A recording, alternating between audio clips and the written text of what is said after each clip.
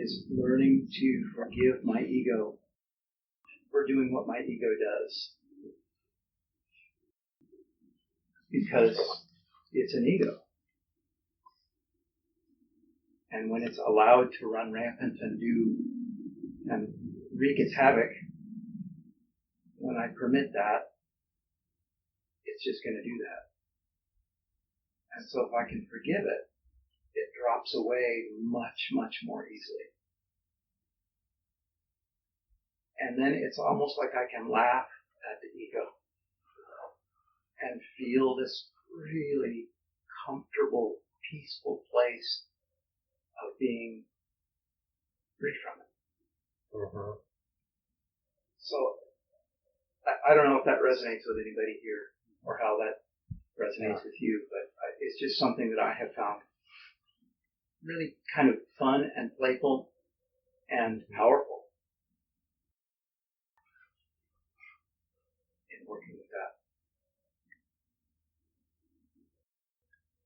What is your underlying assumption in that question, in that statement, in those statements? There's an underlying assumption.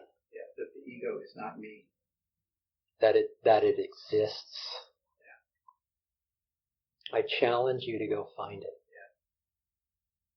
Because you're talking about the states of mind, the samsara they call it, the in and out of, I forgave it, it went away, I felt good for a while, it came back, I had to deal with it again. This is samsara.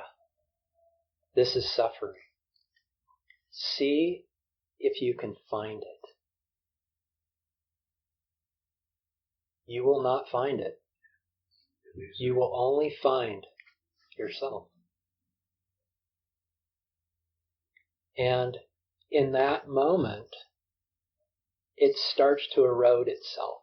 Because the ego will obey your wishes to calm itself down. When it rears its head, you're like, nope, you can't do that. You got to come home. You got to come back into something that's more comfortable. And it will do that. And it will get real close to self. But it won't take that last step. It will not annihilate itself. It's only when you abide in self is when the ego will really die down. Because the paradox is that the ego's source is the self. Because everything's source is the self. So when you abide in self, it will get really, really dim.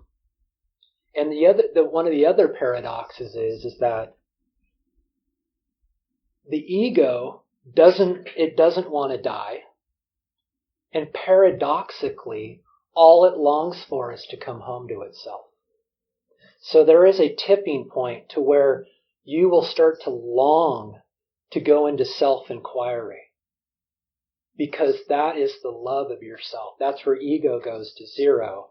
Ego collapses, self rises.